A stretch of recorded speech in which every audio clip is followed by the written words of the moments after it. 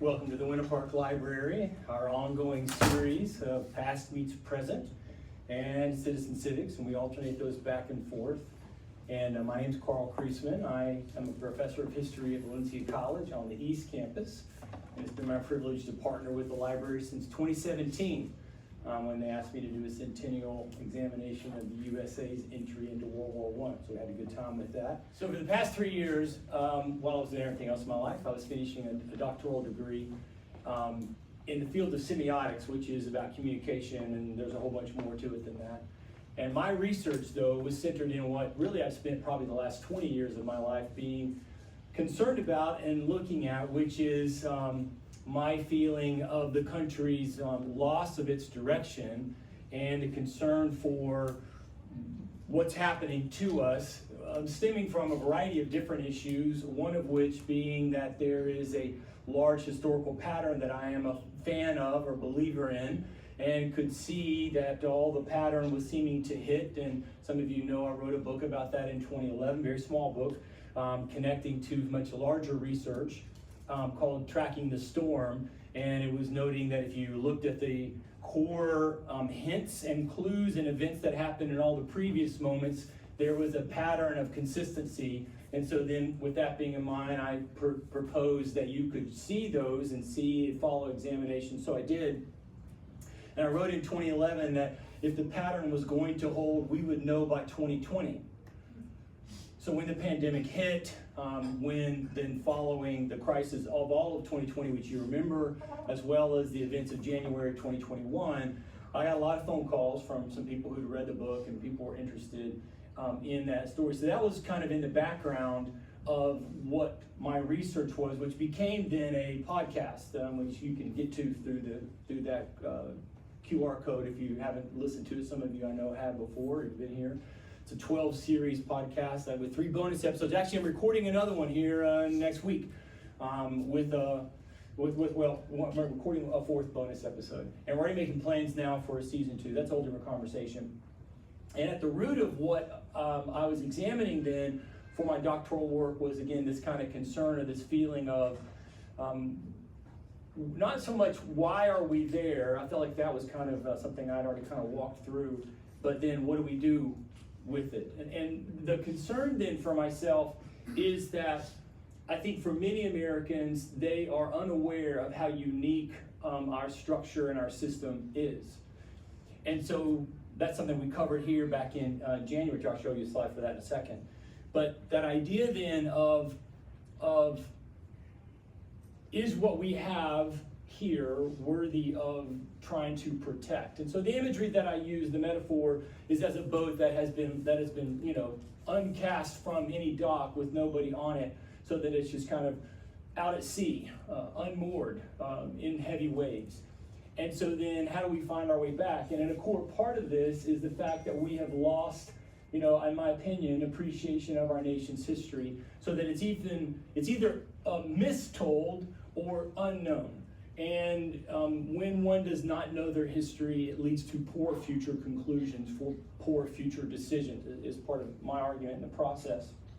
So then my research and my effort, and part of what I'm telling you about here, is to then examine that. And so I'm using some of the sessions here to do that, to try to examine and say, well, is there something for us that we need to realize about how our country was structured that then can guide us as to what possible ways can we find safe harbor again, and whether I'll leave that alone. And so again, we've covered that so far in 2 different sessions. Again, it will not be all 12 months of the year. Some of you were here last month when we looked at Edmund Burke with my friend Scott Crosby. But here we looked at the unique basis of the USA civic structure, and this goes to a video of that session if you're interested. And then in February, we talked about what was going on with the Enlightenment, how the Enlightenment plays in. It's a key aspect of who we are and kind of what we're examining. Later this year, we're going to talk about what happened in 1776. And then later this year, we're going to talk about what happened in 1787. And again, the point of what we're trying to find in those moments of looking at 1776, which of course are revolutionary documents, but there was more, and then 1787, our second governing set of documents. And we're going to just really, in that section, we're going to spend at least 30 to 45 minutes just almost going line by line through the Constitution, like what's actually there. We'll talk about some other things as well. But the point of those is to see, much like we're doing today, is to discover, are there clues for us in the founding? And I've used this example many, many times, but the simple way to say it is, if you had a recipe that you know came from your great-great-grandmother that your grandmother had used, and every time she made this dish for you, it was amazing, and you had made it, and it had been amazing, but suddenly, in an attempt to make it, it didn't taste amazing. In fact, it tasted poor. You could, at the moment you're in, start just being scientific and kind of messing around and adding this, that, or the other to see if you could make it taste amazing again. However, particularly as a historian, but also as somebody who likes to bake, and some of you know what I'm about to say, the better answer would be to say, do you have the recipe written down that your great-great-grandmother had? That's the question. And if you did have the recipe of your great-great-grandmother, then the wise path would be to say, I should go back and make that again. Now, there's nothing wrong with you then in current times saying, yes, but grandmother or great-great-grandmother, she didn't use cranberries, and I want to add cranberries. Okay, groovy, that's totally fine. Or you could say, well, that was in a pre-gluten concerned world, and now I'm here, and so, okay, that's fine too. But then you know I am altering the recipe intentionally. And then later, after you added the cranberries, if it doesn't taste right, you know where the problem is. I added the cranberries, not the recipe. And so the reason, what I try to stress for people, and I'm having the privilege of teaching this in a lot of different arenas, is to say the role of a historian is really to not have an opinion, though some of you have been here. You know I have opinions because I'm human like you are. But to not have an opinion, but to instead say, let's go back, to use the metaphor, back to the recipe card. Can you show me the recipe card of your great-great-grandmother? And now I don't need to judge it. I just need to see what's there and then copy what's there, right? Or choose not to copy it, but then at least intentionally I'm saying I'm not copying that, I'm doing something different. I don't want that much sugar, I want to do this. Okay, great, but then, if it tastes bad later, you know why. That's the thought process. So when we went back and looked, for instance, at the Enlightenment, we were asking that question of, is it possible that there's something there that can guide us? And we did. We looked in that session about the myths of the Enlightenment and how those have misled us. Well, so today what we're going to be doing is digging into the colonization period. Because if I am correct that our nation has a unique structure and construct, and then my valuation of that is worthy, so that I say I want to preserve it, much like with the grandmother recipe, we should go back to the recipe card and just see what was there. I don't have to like it, I don't have to agree with it. That may be indeed too much sugar, but then I need to at least know how was it done, because again, in my memory, I loved it. And that's the thing that when you talk to many Americans, particularly of, I'll say 30 or 40 years of age and up, there is a sense in which sort of I think things were better. And I don't have time, we're not going to go this time into all the data, but if you look at the data of the country, it's stunning in its negativity. And this precedes our current administration, it precedes the previous administration. It's something that's been building over time. This is one of the important things I try to stress for people as I'm explaining this to them is, and you listen to podcasts, you hear me say this more than once, this is not aimed at any certain person, though I may not like their leadership. This is not aimed at any certain political group. I may not be a part of them or agree with them or vote for them. This is aimed at a larger look at the nation and things that have emerged, in my contention, since at least World War II. And that's a whole, added piece of the conversation. So when you look at this, or when you look at, for instance, the Surgeon General's, focus on who we are as a people, on my conversations that I have with many of my students at the college over and over again, where they talk about a loss of purpose or a sense of a loss or a concern for the future, and why am I even getting a degree? When you have these conversations, you look at somebody like Gene Tweeney's research, the research of others, you start saying, yeah, something's wrong. And it's not one specific narrow thing, but it's a larger systemic thing in the process. And you see, again, this kind of all around. Now then, so then what that means for me when I'm doing my examination, what I've said is, well, is there something that stands out to me that is perhaps at the pinnacle of issue? Because I could give you various and sundry issues about, say, the country. I would say that our problem is that we have lost our common foundation. The founders, the 2 million or so men and women who were here at the beginning of the thing being called the United States, they believed for this system, and we talked about that when we looked at the unique founding. We're going to come back to the same point when we get to the Constitution and the 1776 documents. They believed, and I think history backs them up, when you look at what the Athenians and what the Romans did, is that you cannot do this style of government of the people, apart from having a common moral virtue foundation. Now, you and I don't have to agree with that if we don't want to. Again, way too much sugar in great-grandma's recipe. Okay, groovy. I'm just saying, if you want it to taste like they thought it needed to taste, that's the recipe. But then this leads into our crisis. So some of you could think of, if you go back every 80 years, you might say, oh, I know what the crisis was in the last great crisis moment. And it seems like sometimes it's a singular thing. And there's a whole another conversation and a session I've done here about the whole great crisis cycle. But I'll just say, for us now, it is my contention that where we have our problem is we are having a clash over worldview. So previously, we had a common worldview in which we dealt with an issue that we disagreed on. But we had a common worldview. You get this a lot, for instance, in Lincoln's second inaugural address, when he talks at length to the idea that we have a common worldview. We've just disagreed on these things. And he says, hey, maybe both sides of us are wrong, and God's got his own ideas. But nonetheless, he's saying we have a common worldview.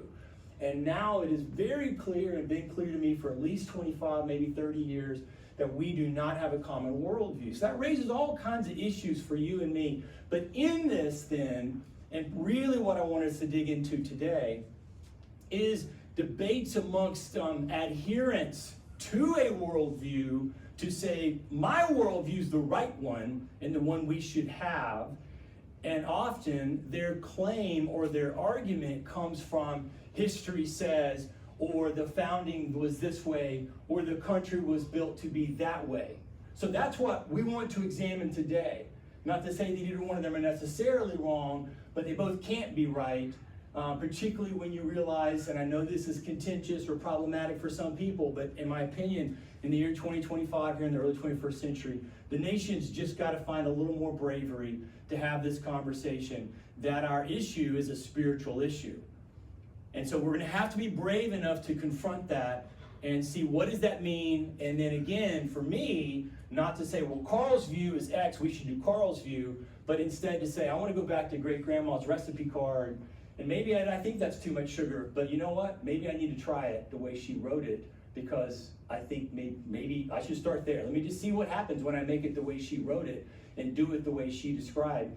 Even if in the 21st century I think, is that really right? Well, let's at least let it roll out as she did it, because in my memory, once upon a time things were groovy, once upon a time things were great, what came out of the oven tasted amazing, so let's try that again. The world used to copy us. Very few people around the world seemingly are copying us right now, and that's not a right now in the past 2 months, that's a right now in the past, say, 10 or 15 years or so, maybe even more so. So, colonization. Now, this is just kind of our starting spot here. There's a whole bunch of colonization. What we're going to be looking at, since we are the United States, is the British colonies. But we have to acknowledge from a European and colonization point of view, they weren't here first. And you know most of this. This is all from your history days in grammar school, and you kind of learn the story of all these people coming. But what I wanted to kind of start off with is, why did they come at all? In other words, why aren't there numbers here that say 14 and 13 and 12 and 11? And so we're going to start in that process. We have to remind ourselves, going back, that there was the same humans, but they weren't seemingly as curious in the process. And then all of a sudden, in one fell swoop, starting in the late 14 into the early 1500s, they started coming They started coming in droves. So something happened there. And to just cut to the chase, the thing that happened there was the Renaissance. But to understand the Renaissance, we have to back up even further. In other words, we can't understand, in my opinion, what these people who were coming in the 1600s were doing and thinking if I don't back up and get the context. I was just speaking to one of you earlier. We were talking about an individual, and we were talking about that individual's father. If you want to know a person, you have to try to be willing to be curious and gentle enough to learn their history. Who is this person? What happened to them? Why is my boss this way? Why does that girl do this way? If I'm not curious and gentle and curious and full of grace and willing to listen and learn about their personal history, it's kind of hard to understand. And then I can make snap judgments that sometimes are unkind relative to what she's doing or what he's doing or why did he do it that way. Doesn't mean that he's innocent of something if there's something that's been wrong, but nonetheless, that's kind of how you learn things. And so after the Roman Empire fell in the West, it still existed in the East around Constantinople, the period we call the Middle Ages, which is simplified, known around feudalism. And here's the simple part for that, why I'm bringing it up to you. In feudalism, what you end up with, oh, my computer's telling me something. These guys in this computer, no. Is we end up with feudalism. Oh, and it doesn't like me again. There we go.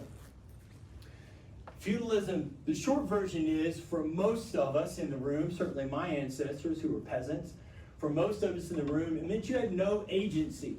You had no ability, you had no opportunity. You were stuck to the land, and you were stuck and controlled by the noble family who were over you.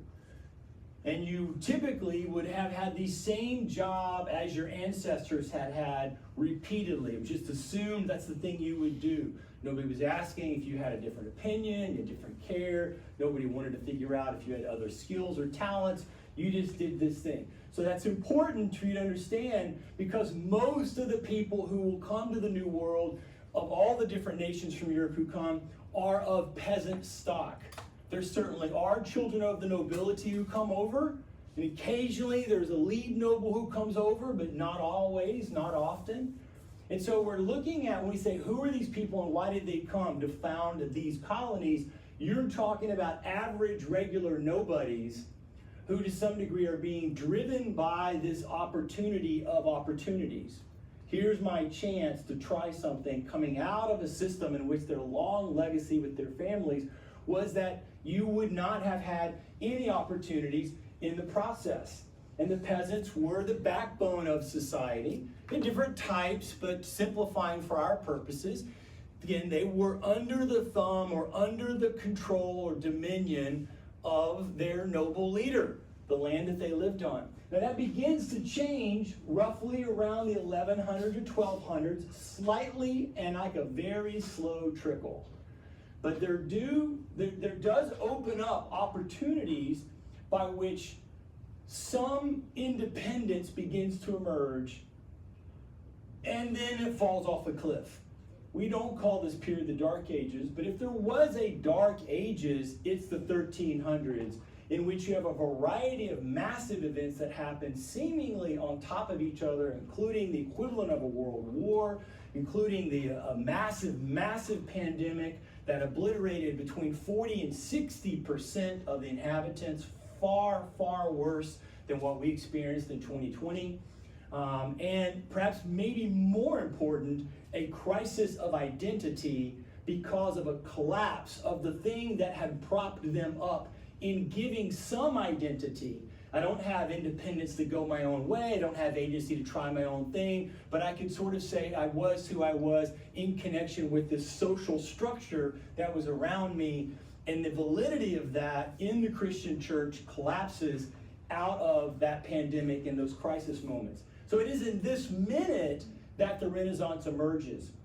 It emerges in Italy. I keep thinking we're going to do a talk one time here. I need to on the Renaissance because it's really my favorite period of time. And I've said before when I've talked about the Enlightenment that the Enlightenment is merely an outgrowth of the Renaissance, which suggests the Renaissance is this thing to study. But for our purposes, just understand it is a move away from that last 1,000 years. So 1,000 years, if you're an average person like me, my ancestors were in northwestern Germany. We think perhaps in Saxony, that's central, or Hesse, that's what we think. And in the 1640s, three brothers basically fled World War of the 30 Years' War and came here. My grandparents in the 20th century were sharecroppers. So if you're an average nobody like me, then you had no agency, and then the Renaissance came. And the Renaissance was this explosion of light and life and opportunity. There's plenty of seats down here. Feel free to come on in or work your way. People can scoot over. Glad for you to come join us.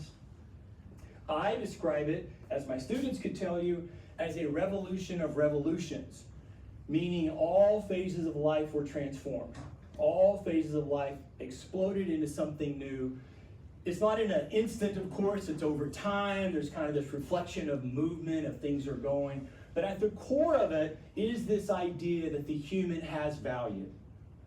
And if the human has value, then he, and as more slowly she, is moving through life, there's opportunity for them to pursue things, including the curiosity of opportunity of going and trying something else. So there's going to be the fuel for this moment kind of leading us along. This concept then is in one sense a restoration of what I consider the foundation of what we call Western civilization. And when you look at Western civilization and why it still has value today, and why, at least to this point, although that can be changing as we speak, the world is a Western world that's based on three core concepts from the Romans, from the Athenians, and from the Christians. And those were lost going into and including part of what happened with the collapse of the empire. In that 1,000 years, in my estimation, that sense of those things is lost. The Renaissance then provides this moment, slowly but surely, in different ways, in different moments, of restoring these concepts as being important, as having value to us, in kind of funding or setting, not funding, but founding and giving this kind of platform for people as they're thinking through life. Okay, now, so then what's this got to do with exploration? It is in this moment, one of the revolutions is a thing we call the exploration revolution. And the exploration revolution was aided and abetted by the technology revolution that gave the possibility. But again, before I go any further, I want to stress what really happens with the exploration revolution, what really happens with the scientific revolution, what happens with the revolution in religion that we give its cute little name of the Reformation, what happened with the revolution in economics that we call the price revolution. What happens in all of those is humans finding their curiosity to ask why and how, and then desiring to figure out. They've been sitting by the Atlantic Ocean for all the time. You would have thought there would be story after story of people dying at sea as they risked their lives. Nope, didn't happen. And the simplest way to put it, though, this is a little too much of a hard broad brush, but they just were curious. And you say, well, how could they not be curious? Well, you spend 1,000 years, like my ancestors, being beaten down that you have no agency, no voice, no opportunity, and nobody cares what you think. I think there is a logical conclusion of, nobody just wanted to know. And all of a sudden, there's this moment where you can learn, you can think, you can process, you can imagine, you can try things, you can go forward in different ways. So then this then feeds what becomes the colonization efforts of the Europeans as they're kind of making their way forward. So from around the 1400s, starting with Portugal from an exploration point of view, and then following up with Spain in a much more of a colonization point of view, and those are two different things, which we're not going to talk about today, you have this kind of ongoing growth of massive movement of the Europeans. And we'll show you a series of maps that kind of just walk you through it. It was the Portugals who were first to say, well, let's see what's down here. And they wanted to get down here. I'm not going to go back, but of course this is where the Ottoman Empire was.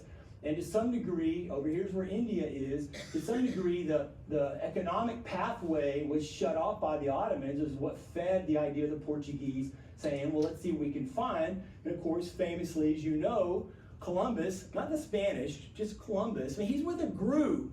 He's able to convince Isabella, but Columbus is like, no, no, no, it'll be quicker to get here going that way.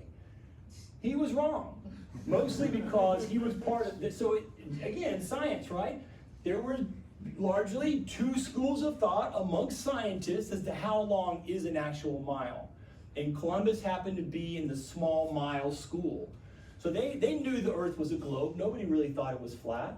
And they knew roughly the miles of the globe. But if you think the mile is a third or even 40% less than the actual mile, your calculations are going to be all off. And that's where they were for Columbus. And so as they do that, they get followed up, and a whole host of explorers begin coming. And of course, again, I use the Spanish phrase here to show that there's more people who are doing it on land, the conquistadors, than they are in the water. But they're all coming and making their way through. And so again, 1492, 1609, 1682 here for La Salle.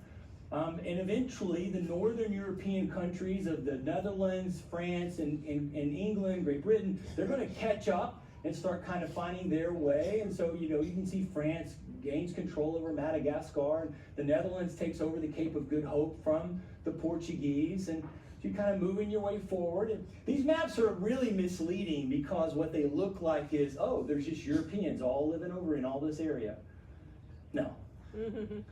Because as we know, there are people living there who are not Europeans. These maps are much better when they show you just, there's a little bit of an extent of growth in these different places where they are. But as I was alluding to, let's go to here. When we got here, we found out that there are people living here. And we didn't know that. The Europeans didn't know that. Did Columbus discover the New World? Absolutely. He discovered something that he had no knowledge about. Was it some unexplored thing that had never been there? Nope, he was wrong about that. And all the other Europeans coming after them, people lived there. And as you can see, this is just the top corner where we're going to spend our time today. It's a very vast, deep geopolitical structure that they're engaged in. And it doesn't do us any favors if you're really interested more in Native American culture and Native American world to even say Native American culture. Because, as you can see all these names, these people all knew what tribe / we would say nation that they were a part of, and they knew which one they weren't a part of. And so that's the world the Europeans kind of come into, and it's kind of complicated as they make their way into the story. If we want to go past just this region, and this map's not good enough because it really doesn't go and give us all the names of all the places. We probably like the closer one up. So that's the world that they're kind of engaging and working their way through. Okay, there's your preamble. There's no exploration. There's kind of this sense of a deadening of spirit, deadening of curiosity. Then the Renaissance happens. So out of that comes this moment where there's this awakening of let's try things and do things, and it's in all fields of life. If you've never studied, for instance, sculpting, go study sculpting, and then there's pre-Renaissance and post-Renaissance. I mean, it's just that simple. Go look at painting, go look at law, go look at architecture, whatever you want to talk about. There's pre-Renaissance, then there's after the Renaissance. All things changed at this moment. Exploration is one of these things. And so the Europeans are going to come. And as I said earlier, it's the British who come amongst the latter group because they were in the process of dealing, as we've talked about before in here, a kind of a century of crisis coming from Henry VIII's decision related to his break with Rome, which was politically motivated 98% compared to maybe 2% religiously motivated. And that threw the country into a whole host of questions that Queen Elizabeth tries to settle, but at her death they will not be settled, leading to 2 civil wars in the 1600s. So in that time is when we get to our colonization. And again, what I'm not trying to say is, like, the United States was only founded by British people. No, because this map, right? I mean, there's all these people here. Or, let's go back to this map. We know for us, St. Augustine, and actually Pensacola was first. So we know we have our Spanish friends up. The French are down here as well as up here. So we've got a whole host of people.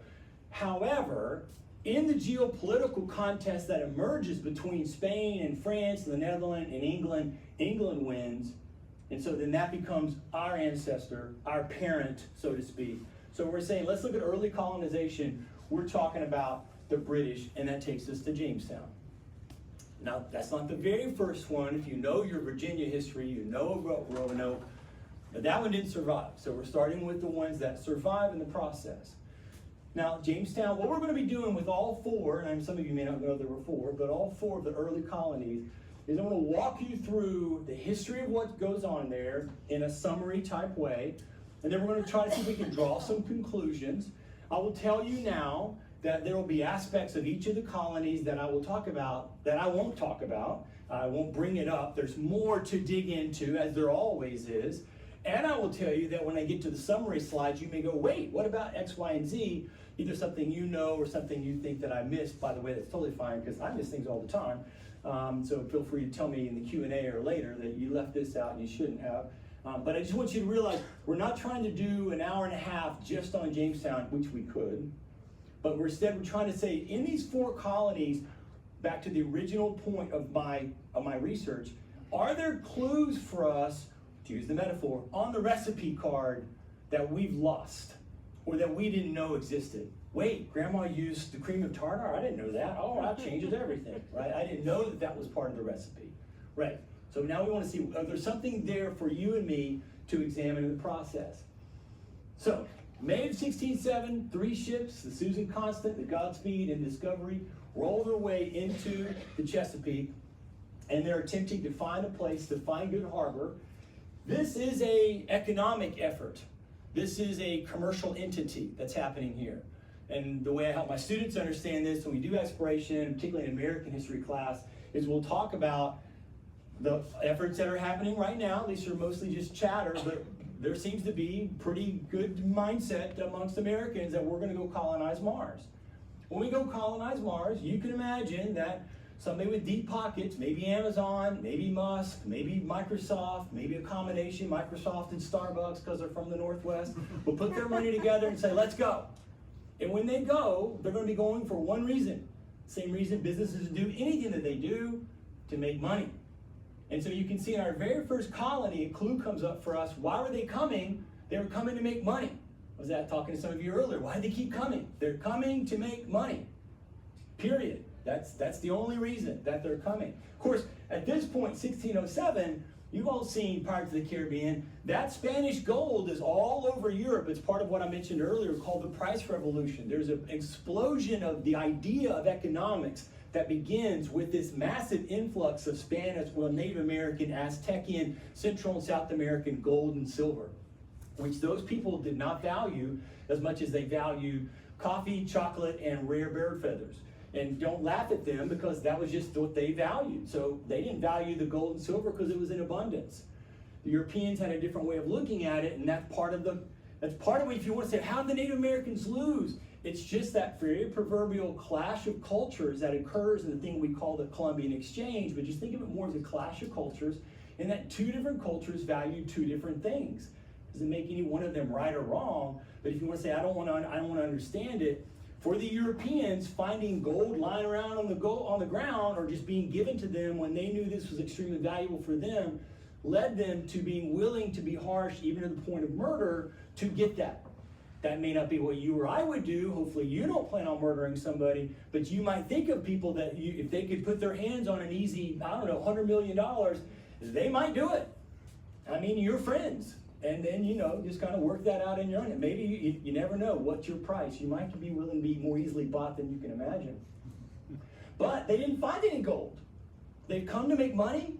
And again, they're thinking, based on what they understood, that gold was just lying on the ground everywhere.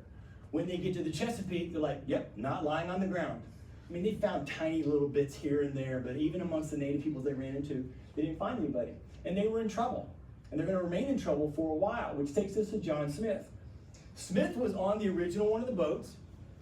He was actually one of the leaders, but he had already kind of played his hand in that he had gotten crossways with some of the leaders. And when they landed in Virginia, he was in jail. He was in the brig, as they say. And they were prepared to either send him back on a boat or maybe even kill him because they didn't like his attitude. Until they opened the King Charter information from their government, which you think they would have read ahead of time, not the government, but from the board of directors of the business. And it turned out that he was one of the central leaders, and they're like, oh shoot, we can't kill this guy or send him back. So Smith, though, kind of takes some of the problem out of their hands, and he goes exploring, which is a thing he did. He is somebody who had been all through his early 20s kind of an explorer, and I mean, he's kind of a mercenary at that point, but he was willing to go and be out and find things. And he's the one that goes off and explores the rest of the Chesapeake area. He's the one that runs into the tribe of the Powhatan tribe, which both the tribe and the leader are named Powhatan. And so he runs into them. He has his interaction and kind of introduces to Pocahontas. No, there's no marriage between those two. Disney got that wrong. Sorry. When he comes back, though, after going out and exploring, he's the one who comes back and says, look, we're all about to die. And he, in essence, takes over. And again, the reason they were about to die was because you had a bunch of gold seekers or wealth seekers who were consistently out there trying to find this wealth that, as you and I know, doesn't exist, and nobody was planting any food. Nobody was taking care of the colony. Nobody was doing any kind of, they didn't even have a well inside their walls, which you kind of, if you're in a somewhat precarious location, you would think water would be your most valuable thing you would go to try to find, but they're like, it doesn't matter, we'll just work it all out. And so Smith comes in and kind of takes over in, we might even say, an almost dictatorial way. That he comes in, runs his show. He's not liked for it. In fact, it'll be not even a year later that one night he's sleeping, happens to be sleeping on a boat. I can't really explain why he was doing that. And there was a nearby explosion of gunpowder which injured him. And most historians of John Smith or Virginia are confident that was an assassination attempt. That didn't work, but he was injured enough that he had to go back to London, or he would die. So he's out of their story, but the point is that shows you how he never really tried to endear himself to the team, and he even had some of the nobility arrested because they weren't willing to work. And he institutes this, look, you're not going to work, you don't get to eat kind of policy. And the critical danger passes, but the ensuing issue hasn't been solved. What's the ensuing issue? Well, they still don't have any wealth at this. They don't have a way to make any wealth. And this gets us to John Rolfe. Rolfe's the one, through trading, who introduces tobacco to the region. He introduces it from somewhere in the Caribbean. There's a couple islands that have been proposed. But he basically finds a crop that would work in Virginia, that would be successful in London. And this is really the beginning of the tobacco thing that, has been an issue in my lifetime here in the country of, tobacco and cigarettes and all that kind of stuff. But King James obviously did not like it because he thought it was hateful to the nose, harmful to the brain, and dangerous to the lungs. And 12 years later, he's still alive. 12 years later, he's granting a royal monopoly. Why would he do that? Because of the money. So it pays off. We, of course, know its addictive qualities, so that's beneficial. If you can have a business around something that's addictive, then that's usually going to work out well for you. And it did work out well for the Virginians, but they're still not out of the woods. So financially, they're okay. Now, why this matters is because you have to say, well, again, why would people come from England to Virginia when everybody knows they're dying at a high rate? And I already told you, well, to make money. But then I also told you they weren't making any money. So Rolfe's success in 1612, 4 years later, suddenly becomes a signal in England, hey, we're making money. Now, we're not thriving. But again, if you want to go make some money, you can go for it. And they do. This leads to three critical moments in 1618 and 1619. The first is this. The colony, or the board of directors, decides they need to introduce kind of the idea of the citizens in the colony having an investment in the success of the colony. So you're not just flying in by yourself, making money and leaving, but there's a chance for you to see yourself as needing the investment. So they established what they called the Great Charter, which basically was establishing an early version of an elected assembly. Now, it's not what the Pilgrims are going to do, which I'm about to show you, but it's still down that road. We see the Virginians recognizing, if we want to be successful here, we need to have a way in which everybody's got a stake in the ground of the colony surviving, not a stake in the ground of me making money. So you're coming over to be invested in this. So he does, the board of directors do this through this idea of establishing what will become the General Assembly, and they'll have 22 elected representatives. So you can see early on, Virginia, Jamestown, taking this step of saying, okay, we're going to have a chance to kind of play a role. But how does a person get to vote? How do we prove that they're invested? Land. And this is why land as voting will be maintained in the country long into the 1800s, though moderns always find it very offensive. But when you understand the whole principle of a republic from the Roman position, and the Athenians do the same thing with their democracy, is that you only allow citizens to participate who are invested. Why? Because you don't want them just flying in, taking advantage economically of X, Y, or Z, and then leaving. You want them coming to stay. How do you come to stay? You say, and to participate, you have to have land. But then the board of directors wants to make it so you can have a lot of land, so they introduced the head right system. And the head right system gave the opportunity for economics to really pay off here around Jamestown, and it's the birth of the plantation system. It's the birth of why the South remains rural to this very day. We all know how crowded it is. We've ever driven on I-4. And then if you ever just drive up to central Alabama or central Georgia, you're like, there's nobody here. Could I take half the cars in I-4 and drop them off here and say, you have to live here now? You know, have a little lottery, but I don't want to have to go. But you see my point. There's empty land. Why is there empty land? There's not empty land if you go up to New England in 2025. There's not empty land if once you get to D.C., it's just a wall of people, right? Why? Because they weren't under the head right system.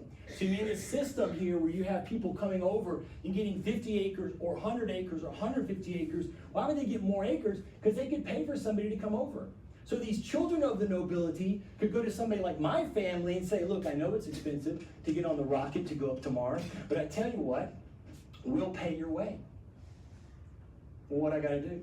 Give us 10 years of your life. You're in. I got it. I'll do it. I don't have $2 million to get on the rocket to go to Mars, but I don't want to be here anymore. I want this opportunity. I'm young. I'll give you 10 years. Sometimes it's 7 years. Easy peasy. In many cases, some of the agreements that were worked out between the landowners and the people they brought over was, we'll even give you a couple of acres of land. So you have a chance to also be a participant. So this idea. I said 3 things. This is 1, this is 2. The third one is in the same time period, in 1619, slavery is introduced to the colony. And it was by happenstance, but nonetheless, as we all know, this plays a massive role in the development of the country for good and for ill.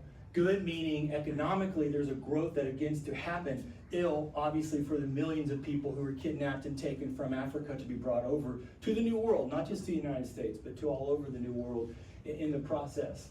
It happens through just the kind of happenstance of history that happens, in that a British ship captures a Portuguese ship in the middle of some of these geopolitical struggles.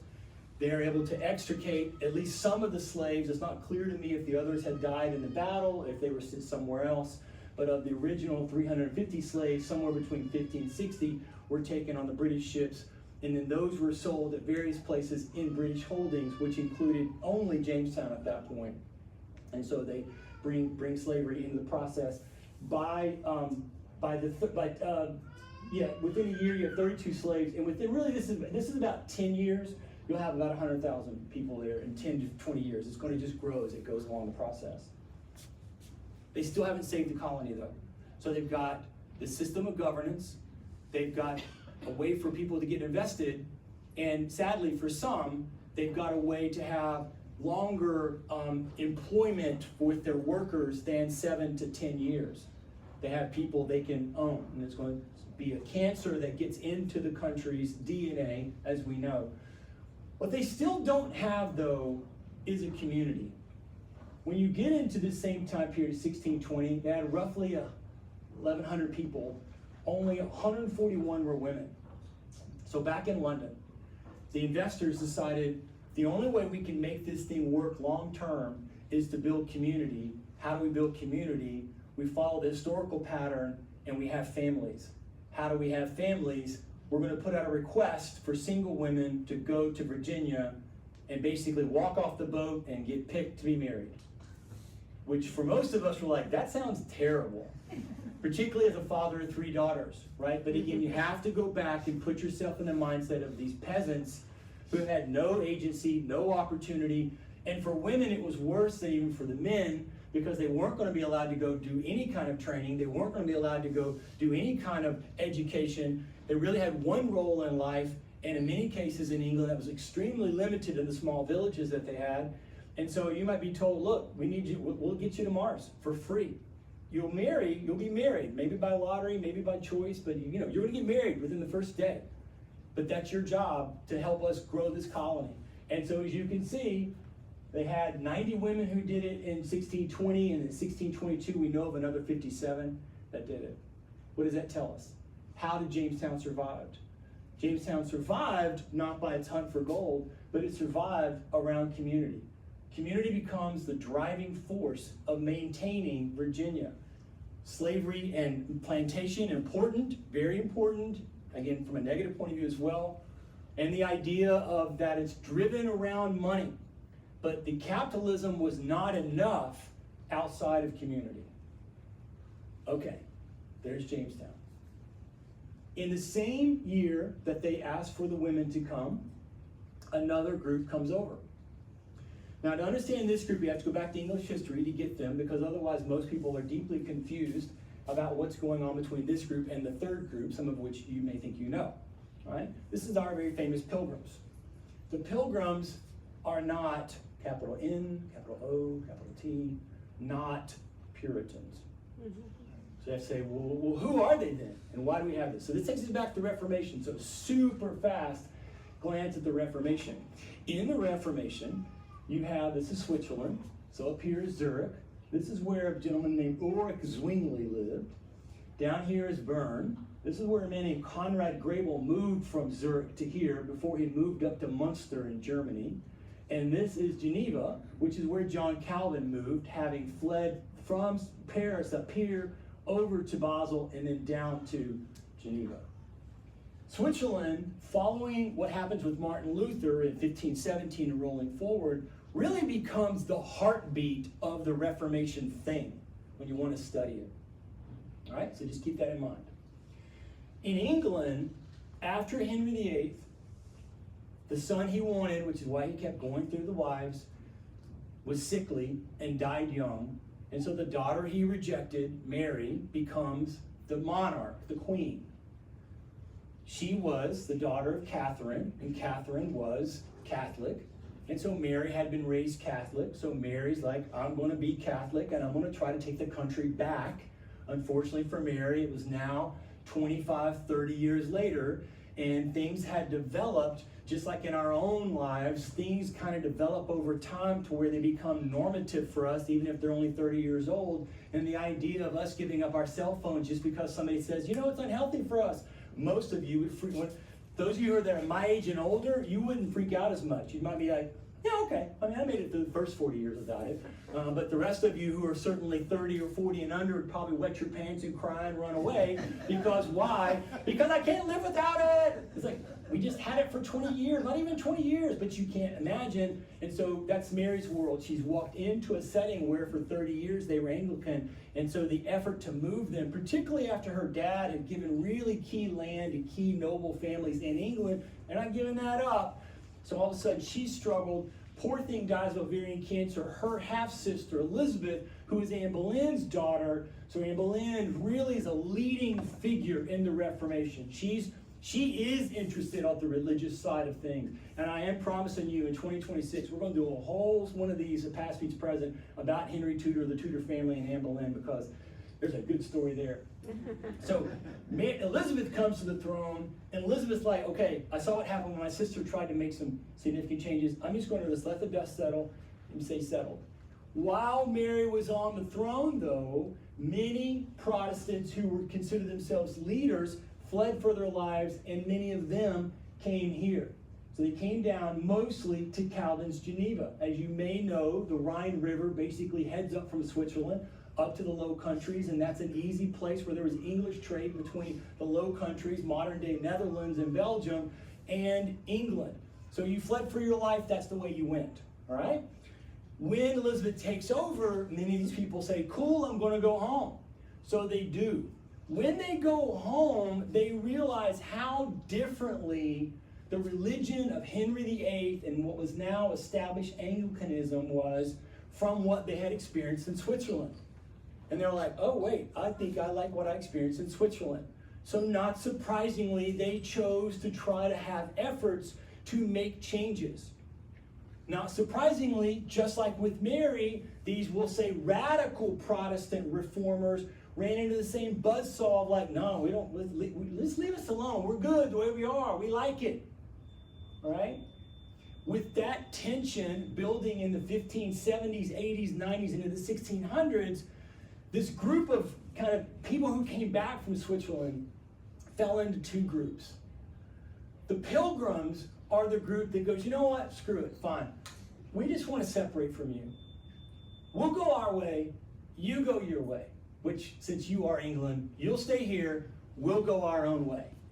You sometimes will hear them described in the text as independents, E-N-T-S. So what faith are you? Well, we're independent. Independent of what? Well, of the Anglican faith. But most of the time they're called separatist. Why? Because they chose to separate. We're leaving, see ya. We don't want to be with you. And so one of these churches that did this moved to the Netherlands. And they lived in the Netherlands for roughly 10 years. And they found out when you move to another place with a different culture, guess what? That culture impacts who you are. And so some of the older members of the church were like, yeah, you know, no offense to the Netherlands, but I don't really like some of the vibe that's coming off, and we're worried about our kids. So while Mr. Musk or Amazon or Microsoft puts that rocket on Mars, I won't be surprised, just use local churches, if First Baptist Orlando or Northland or Calvary Assembly says, you know what, we don't like it here either. So we're going to get a rickety old rocket we think we can pay for. We'll call it the Mayflower, and we're going up there. And when we go up there to Mars, we don't want to have anything to do with the rest of those people because we are what? Separating ourselves. And so as we separate ourselves, we're going to have our own little colony, do our own little thing. Just leave us alone. Let us do our thing our way. And that, ladies and gentlemen, is the Pilgrims and why they come over in 1620 on the Mayflower. They wanted to get out. Also, to point this out, the 30 Years' War, which is really our first world war, broke out. And so they're like, let's get out of here. This is going to be messy. We don't want to be a part of this. So they do. Now, they couldn't afford for everybody in the church to go. So there's going to be a trickle effect. And they kind of had a small group, roughly 41 people, who got on this boat. It was their boat. They kind of said, we're going to do it. We're going to make it happen. We're going to organize the process. And they do make it happen. But what's interesting and crucial for our story is the fact that to fund it, they took 61 other people who were not of their church. And again, I stress for you, the best way for you to think about the Mayflower is to think about Calvary Assembly, First Baptist Orlando, Northland, some big church, Faith Assembly, the one down by Valencia College. They're massive. They seem to have all kinds of money. And the rocket's going up with those people. It's not just Christians. It's a church specifically going with their pastor to start a colony on Mars. Does that make sense for everybody? When you get that, the Pilgrims take on a whole different level of meaning. Because you're like, oh, okay. And so now they're confronted with, how do we pull this off, knowing that we got 61 to our 41 of non-church members? Now, we're not saying the 61 were not Christians necessarily, which may not matter to you and me at all, but it would matter to the people on the Mayflower, the Pilgrims. But we are definitely saying they're not part of their church. They don't go to their church. Tomorrow, some of you may go to church. You know who goes to your church. And some of you would be able to know if some stranger walked in. You're like, you're not from our church. Where have you been here? Well, it's Palm Sunday, so maybe you're here for a good reason. So when they landed, they actually thought they were headed to Virginia. And they didn't get there. So when they got there began to be conversation of the rules that we have written prior to sailing were for Virginia. These might not work. And there were some hints that people might leave. And they recognized the only way we're going to survive is all 100 of us stick together and make it. So they write a new charter called the Mayflower Compact.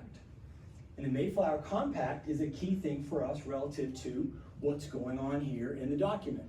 And one of the things that's important to understand is that they were determined to create a covenant, which is a unique word. If you've ever been to weddings, you may have heard this. Some of you know if you're in HOA, you have a covenant. You might not know why they use that word. But it's kind of this Christian term of like a depth of connection amongst the people. And it goes back to antiquity. It's not a religious term at all. It's just kind of how deep of an agreement between like kings or leaders of tribes would be. And so they're going to introduce an early concept of government of people. So let's look at it in depth for a second. So one of the things that starts off is that they are very open about this being kind of for their God, for their Christian faith. But notice the next line. There's an idea of a clarity from them that this is not starting a new nation. This is not rejecting the monarch. This is not some kind of an attack on King James. In fact, they say they honor King James as their monarch. So we can't say, so now we have two colonies, and none of them have established themselves to break with England or to break away or reject England. Sam Adams will basically lie to us a bunch when he starts saying, no, they were always coming for a national independence. Like, no, they weren't. They were not. Governance is done together. They were going to establish what they called a civic body politic.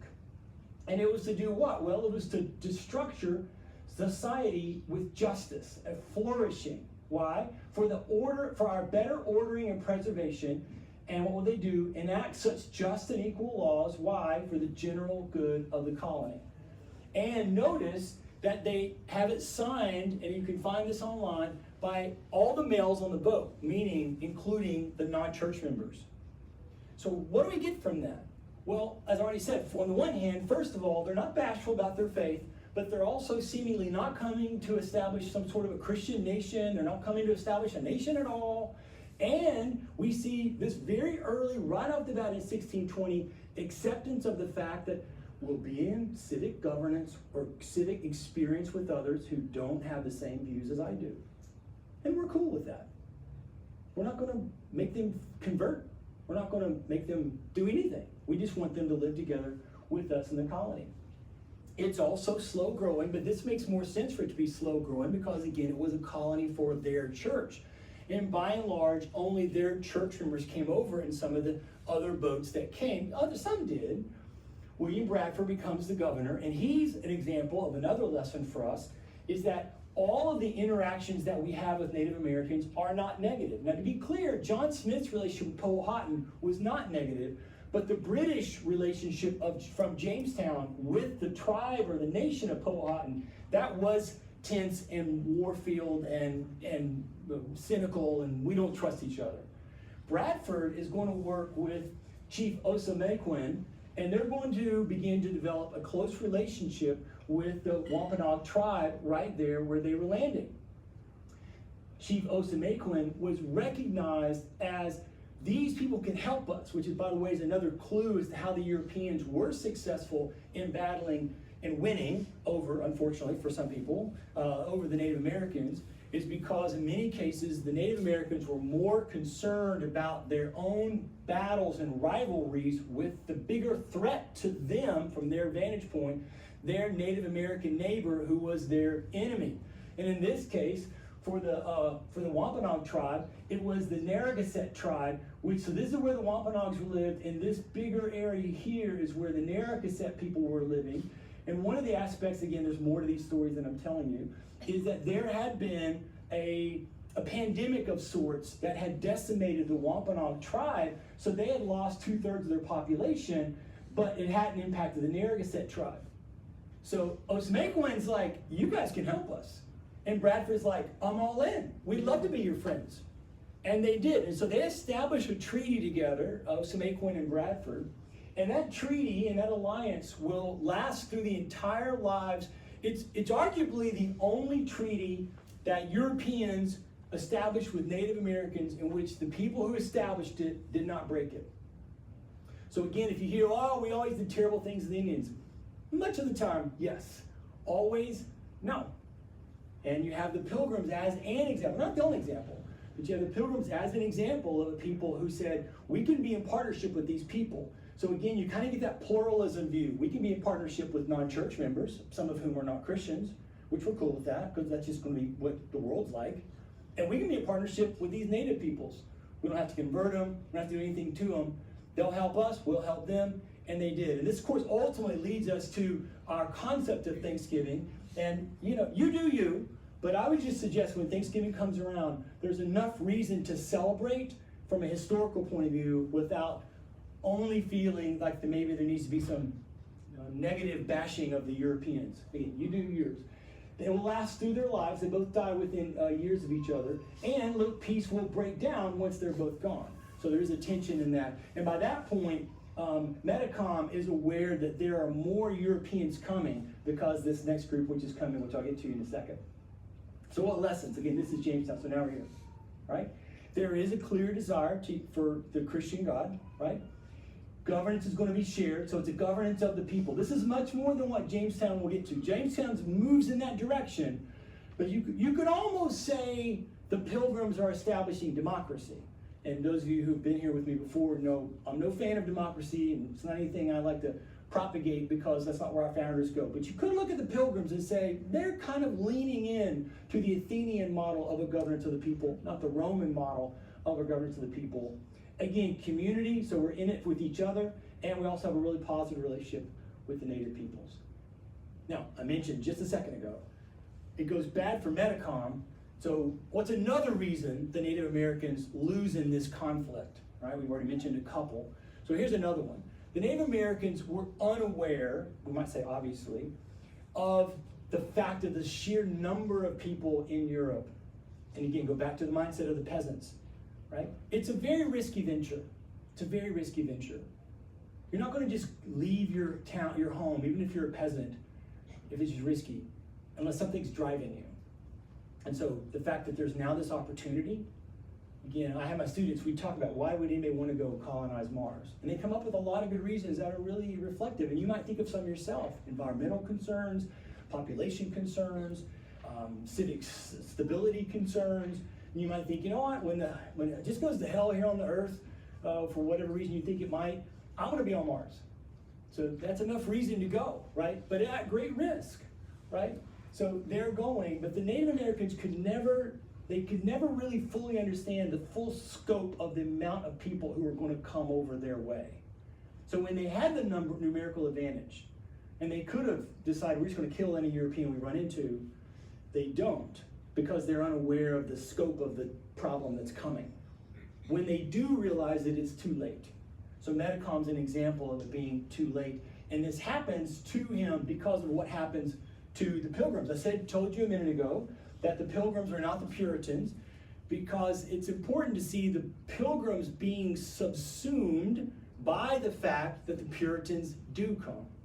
And I would say, unfortunately, for the native peoples, for the Nagarsak tribe, and for the tribes that we saw there with Osamequin, Metacom, and for the Pilgrims, the Puritans are a completely different group. So the Puritans, when I told you about the people going to Switzerland, they're going to Switzerland also. I mean, it's just English people, and they're coming back. And then I told you they discovered under Elizabeth, she's not really willing to transform the church in any way that they're happy with.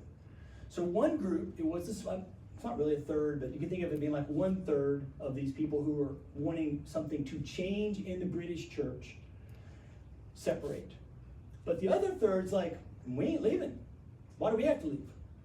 And they were strident in their desires to force change, to demand change, to ask for change. Their critics began to consider them a troublemaker to the point of, why are you always trying to purify us? Because they're basically saying your Christian faith's not good enough. And they're like, which, if you've ever been in those conversations, nobody likes hearing that. And nobody likes being told that their worldview is going to lead them to destruction or to hell or something like that. It makes you frustrated. Somebody accuses you like that. They meant the idea of you're trying to purify us, and they began to call them Puritans as a slur. They meant it in a derogatory way. The Puritans, though, took it like a badge. Yeah, you know what? Absolutely, that's right. We are trying to purify you because you need to hear this. You're all going to hell. We're going to save you. So they wore it as a badge. So this is building in the time of Elizabeth's life. Then when her cousin James takes over, it's really building. He's the monarch when both Jamestown, which is why it's named Jamestown, and the Pilgrims go over. And now his son Charles is on the throne, and it's still building. That the Puritans are frustrated. We can't get the change we want to see religiously, spiritually. So a group of them then decide, well, we need to go somewhere else for a reason. It's not to separate. This is kind of an important thing. So when this happens in 1629, they form a group, they form a business entity called the Massachusetts Bay Company. Now, how do they know of Massachusetts Bay? They know it from the Pilgrims, who've been there now for 9 years. And they're like, okay, we can maybe make it work near those guys, because they're British speaking, they may have the same views as we do. They don't, but they think that. So they put together a group to make this happen. When they wrote the colony, though, something significant was left out, probably intentionally. Normally, when you write business orders, at least back in these days, you would basically write down where the board of directors would meet and live. And that was not included in the charter documents. And so a group of people like John Winthrop saw an opportunity to protect themselves from further interference so they could do what they wanted to do. And they made it so that the board of directors would meet where the board of directors lived, and they would have all the board of directors live in the New World, which would mean the company headquarters would be in the New World, not back in London. And John Winthrop becomes somebody who kind of leads the way in this process. He says that he will sell all of his land holdings in England. His father, his ancestor, had been engaged in a positive relationship with Henry VIII, so the Winthrop family had a significant amount of money. And he's like, if all of us on the board of directors will join together, we can leave together and take the company with us. And that will free us from interference, either governmentally or religiously, from these guys here. Now again, what are they trying to do? Well, we're not clearly there yet, but on the way over, Winthrop wants to make it abundantly clear what's about to happen. Now notice the size and scope. So far, we've seen three little boats with Jamestown, one little rickety boat with the Pilgrims, and they're coming over with small little groups. The Puritans put together a fleet. And because they're not playing, they're going to come. Again, this is one of those things. When they got there, I'm sure Osamequin and then later Metacom were like, "Oh shoot, there's a lot of people. There's a whole bunch of people here." Because over the next decade, the Great Migration comes. The great-great-grandfather of John Adams comes. The great-great-grandfather of John Hancock comes. The great-great-grandfather of Abigail Smith comes. The Quincy family comes, who become one of the most important families in the process. Abigail's mom is a Quincy. So, everybody comes who becomes names that we recognize. Sam Adams' family all comes. So they all come over, and they're coming to stay. And I'll go back to this map just for a second. So again, at this point, when it's just the Pilgrims, it's just them here. There's Plymouth. There's a little thing, right? And there's the Wampanoag tribe, and no big deal, right? And all of a sudden, you have 20,000 people roll into here, north of them, and all of a sudden the Pilgrims are kind of swamped, as well as the native peoples. So then, on the Arabella, which is where Winthrop was, he decides he wants to write out and clarify what's about to happen. So he begins working on a sermon that becomes known as a model of Christian charity. I highly recommend it to you to read. It's lengthy. It's not overly lengthy, but it's lengthy. When you dig into it, you're going to hopefully see what I tell you about here. So these are things that are in here, but you should go read it yourself. It's easy to Google and read it. And so he's writing a sermon. Now, it's not clear if, what I think happened is once he wrote it, he made copies so that it was read on every one of the ships.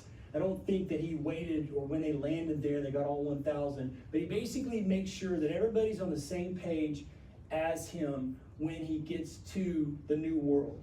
So what does he do in this sermon? Well, he begins by kind of walking through a little bit of their history, and he's very clear that we are going to model this faith that we are being accused as attempting to purify others. And again, remember, they're wearing it as a badge. He's not backing down. He's like, no, that's not true. He's like, no, that's definitely true.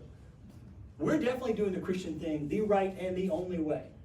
And so we're showing you. And we make sure if you're on the boat, there's no strangers on the boat. You're on the boat. You're with us. We're going to ship your tail back. So you have to go with us. We want to be very, very clear in this process. And he begins the sermon talking about how God's controlling everything, but look what he kind of leans into. Every man might have need of others. So right out the gate and throughout the entire sermon, he's just on a drumbeat of community, of each other, of one another, to use a biblical phrase. Focus on the other. Same thing the Pilgrims had put in their Mayflower Compact. Same thing Jamestown discovered late in the process, basically saving them.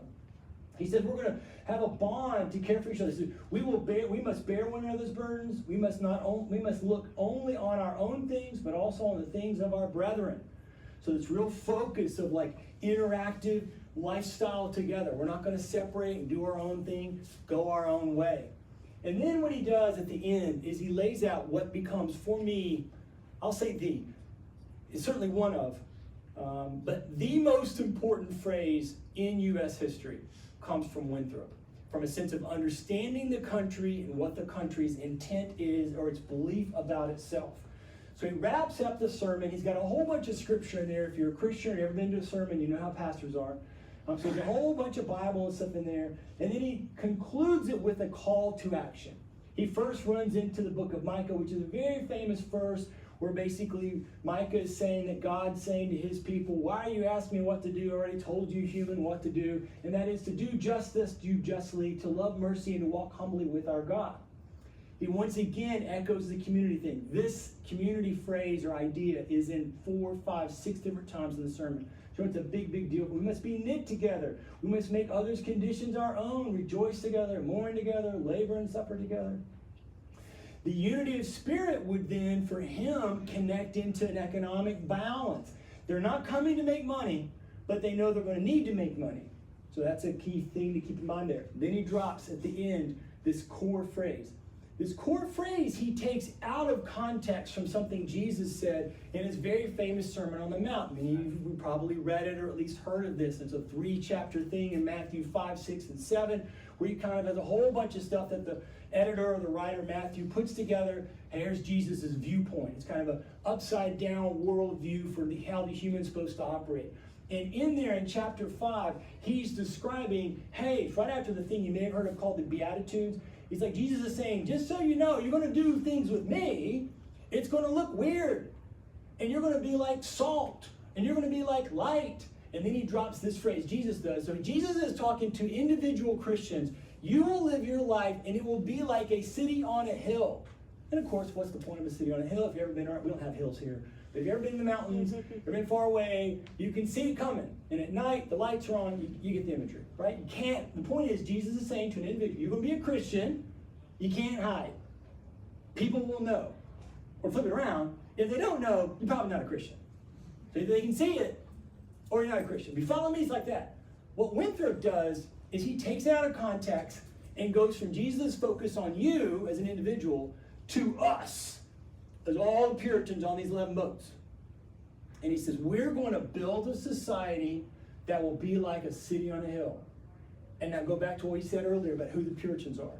It's this idea of they looking at their fellow British citizens, Anglicans, good Anglicans, one and all, and saying, yeah, y'all ain't doing it right. If we did it God's way, the world would be a better place. And so now what Winthrop has done, and the other leaders of this Massachusetts Bay Colony, is to say, we're going to plant that bad boy. Every president we've ever had has either directly or indirectly quoted City on a Hill in their actions, in their speeches, in their concepts. The idea that we know today that's often talked about, American exceptionalism, which is a slightly different concept, but nonetheless, when you say, what does that mean? And it can mean a lot of offensive things to people. But if you want to dig into it, like, where does that come from, or what does that mean? It's the Puritans, City on a Hill. We are going to create a society that the rest of the world should emulate. We're going to do it on a hill where you can't miss it. And we think we're going to be awesome. So you should come copy us. Now this idea then kind of leads us into this question of, is this a place where Christians today could say, oh yeah, see there it is, Christian nation? I think the answer could be yes. The Puritans are coming with that intent in mind. It seems very clear. Unlike the Pilgrims and unlike the people at Jamestown, they are coming to leave England. They are coming to intentionally start something new. So maybe I should defend Sam Adams a little bit. Maybe he is right from his point of view and his family. They were coming for an independent thing. But again, it's just those guys, right? But now here's a clue for us. Okay, they're trying to do like a Christian nation thing. Groovy. How did it go? Terribly. How do we know it went terribly? Well, because right out of the gate, within 5 years, you have somebody like Roger Williams show up, who is a good Puritan, and he runs into trouble immediately because he disagrees with some of the ways that the leaders like Winthrop are governing and leading both the civic institution and the church. Now you and me, well, I'm not trying to say who's right or who's wrong here.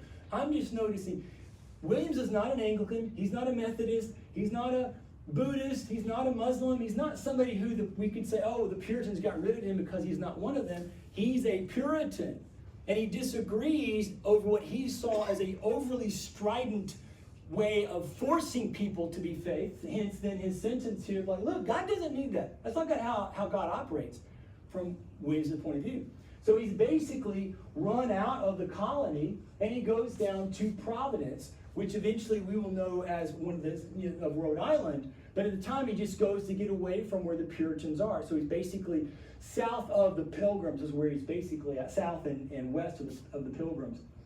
And you can see he's got a very different viewpoint. This is a Puritan, again, making clear. He puts land together for a church that's not Puritan. He gives them land and helps them build a church. He gives land to women. He has single women who come and he gives them land as equal partners. They definitely are establishing what we would call a democracy there, to be fair. And you can see his viewpoint, shelter for persons distressed of conscience. Now, it's not just Williams. The next year, Thomas Hooker comes. He's also a Puritan. For Hooker, Winthrop's not strict enough. They're not doing it wholly enough. So then he leaves and goes down further west and ends up where he creates in the Connecticut River, Hartford. And then 2 years after that's where you got Anne Hutchinson, who's usually the more famous person everybody knows. And Hutchinson, actually, she and her following group were in the town that will become known as Braintree, which is where Adams and Abigail and all those people lived that we talked about. John Hancock's family was there, although he'll eventually move into Boston. You've got this idea of here in this center of this place of Braintree is where Anne Hutchinson, and again, she's a woman, so that gets her in trouble. And then two, she's complaining about, again, the steps. Our purpose here is not to say one of these people and their Christian faith or that viewpoint of Puritanism, which I'm not a Puritan, I'm not, it's not anything, I'm not in on it. Just as a historian, is to say one of them's right. Our point is to say, if we were to argue, back to our start of the talk, about there's a clash of worldviews in 2025, and if there were some people, because there are, who would seem to want to argue, oh, we should establish a Christian nation because we were established as a Christian nation, well, so far you have 3 colonies and the first 2, not a chance. With the Puritans, you could say, okay, you know what, I'm going to give it to you. Yeah, I think that may be fair. And then we find out within just a few years, they couldn't keep it together themselves. All you have to do is think about the map of the United States. And you all know there's all those tiny little states up there. Those states are not supposed to be there. What they were coming to establish is what we call the region, New England. And again, why New England? Because the Puritans were going to do something that you should emulate. We're going to do the New England because the old England sucks. They've lost their way spiritually. So we're going to do something they should copy, like a city on a hill. The fact that you've got Rhode Island, Connecticut, New Hampshire, Maine is evidence that the Puritans themselves could not hold on to this idea of a quote-unquote Christian nation. And we need to hold on to that, in my opinion. So what are our lessons? All right, some of that I just went over and just told you. Community-centered, they're the model for others, and there's this city on a hill becomes a code for our mission. and that they themselves were incapable of holding on to that. Okay, we're at in time. Okay, 3 of 4, last one. This is the one most everybody doesn't pay attention to. Just north of Jamestown, in the Chesapeake Bay, another ship comes. This comes also at the time of King Charles. And for King Charles, he grants a colony to George Calvert, who was named Lord Baltimore. Calvert was a Catholic. So in the same story that I've been telling you about English religious history, there still were Catholics. Most of them were in the nobility because they could, on their own lands, pay for and have a priest there and have like a chapel to have mass and sort of just do their own little thing. As long as they stayed quiet, as long as they didn't make a big stink about things, they generally were okay. It'll get really rough for them when the Civil War breaks out in a decade. It's possible Calvert saw that coming, but I don't think so. He goes to Charles and goes, hey, I want to start a colony. You got a colony for these other groups, will you let me have a colony? And he goes, yes. And so Charles says yes. So Calvert was determined to establish a colony, and he's going to ultimately name it named after the king's wife, Henrietta Maria, is why it eventually becomes known as Maryland. And we're going to start a colony. So they established a place called St. Mary's City. It's a wonderful place to go. Many of you may have gone to Jamestown. I would be hard-pressed to believe too many of you even knew St. Mary's City existed. And the next time you go looking for places to go on vacation, if you want to do any historical stuff and you get close to DC, you simply have to go. It is a lovely place to go and see, just from a sense of our early colonization period. They come on 2 boats, and now we're back to small groups. The Ark and the Dove, that's a replica of the Dove right there. Roughly half of them are Catholics, so much like the Pilgrims, the entire group is not of the religion. So again, no real hint here of trying to establish some kind of a Christian nation, so to speak. Like in Jamestown, the core were nobility, the gentlemen, as the term was given, and then the larger group were obviously the indentured servants who came to work the land and work in the various other jobs within the location. Right out of the gate, though, they're dealing with the issues of religious tolerance. They're trying to get there. Starts with Calvert realizing, much like Jamestown, that he doesn't wait to be told from like somebody in England, we need to create a governance of the people. So he begins the process of establishing an elected assembly. Initially, they don't really have any voting rights. This was known as a proprietary colony, meaning the Calverts decided everything. Same thing will happen with the Penns when they come in about 30 years and establish Pennsylvania. They kind of run everything. But for now, he's beginning to move and say, okay, I need to take into account, not everybody here is Catholic, and I want there to be kind of this openness. And you get this idea of establishing the concept of plurality by 2 individuals who I want to introduce to you. I wish we had a lot more time to give you for these people. One, Matthias de Sousa. He was one of those original indentured servants. He happened to be a black man, African, right? So not a slave, indentured servant like all the other people.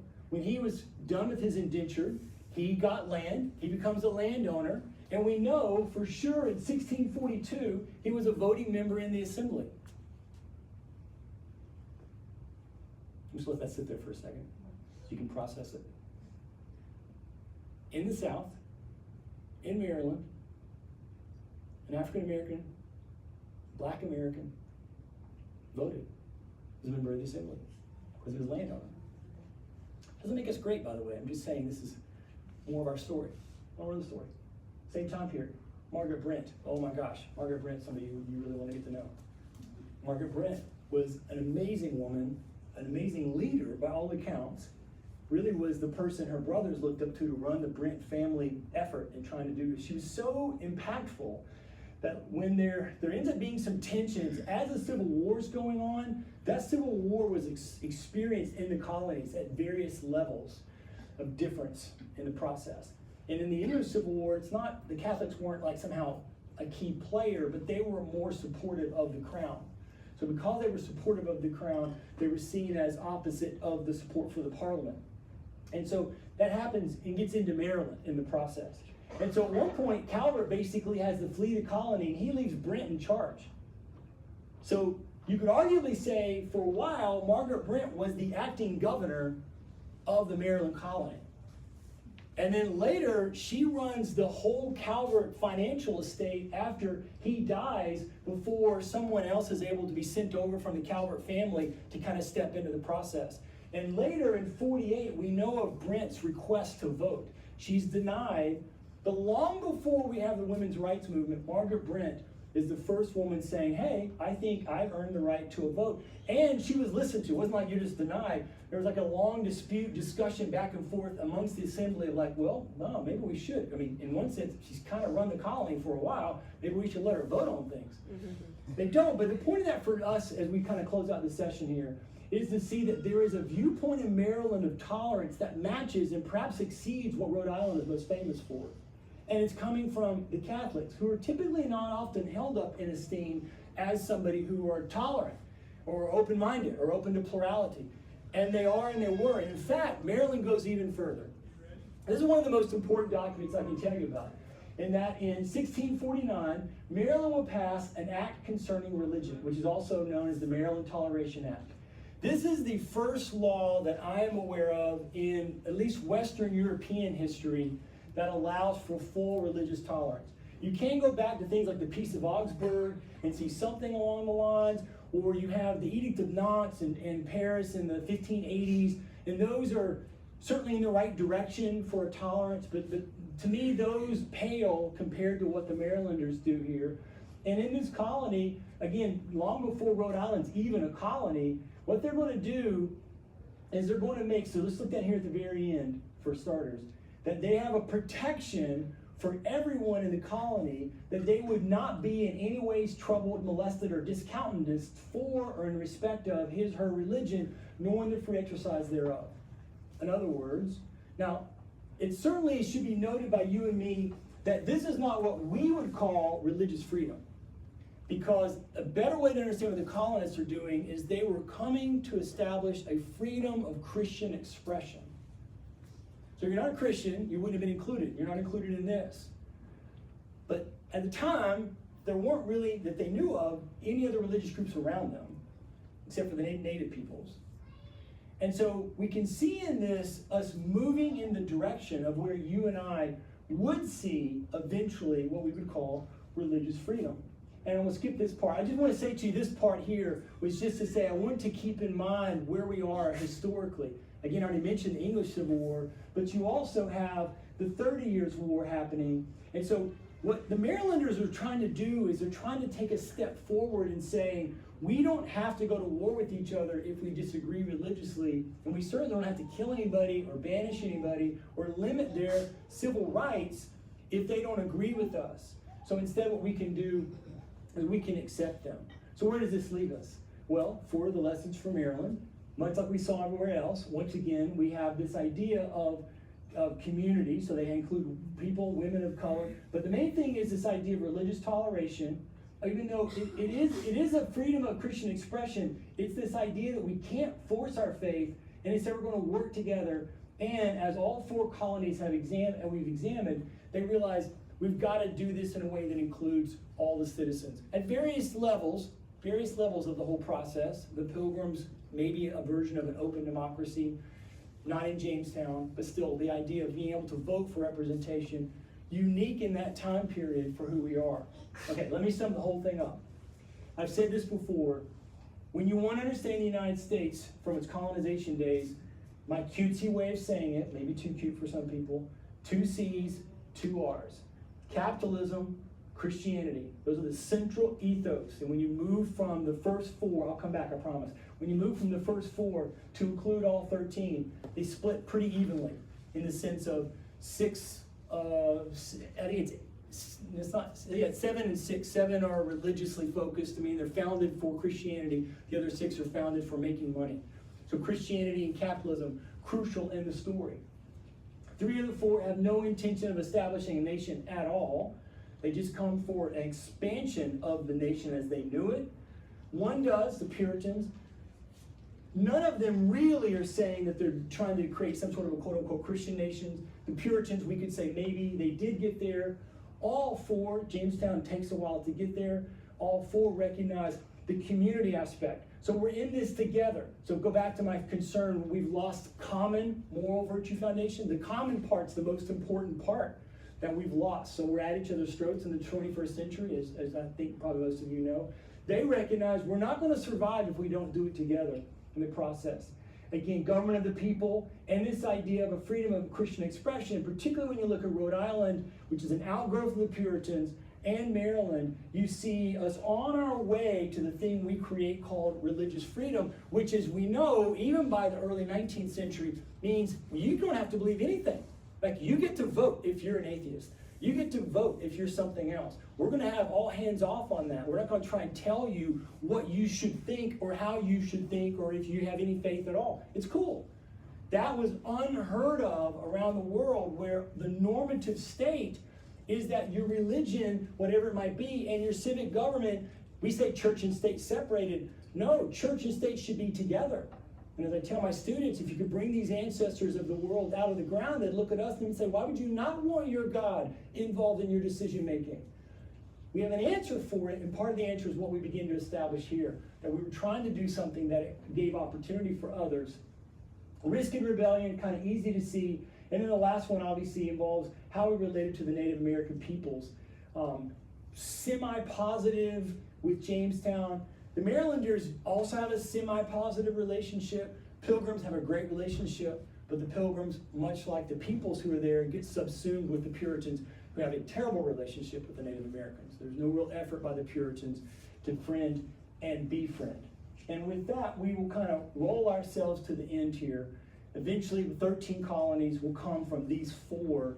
They'll split into three major regions. And when you trace the history of each one of them, those four themes of risk, rebellion for the two R's, capitalism and Christianity for the two C's, give us a real foundation of what was on, to use the earlier metaphor, on great-grandma's recipe card. What was there? And it might behoove us to then think in terms of, if that's what's on the recipe card, how can we fight for or push for or strive for rebuilding community? And maybe part of what we need to get to is an acceptance and a willingness that I want to be as open-minded as possible with my neighbor, whatever they may think about the world and life. And with that, we'll come to an end. Thank you very much.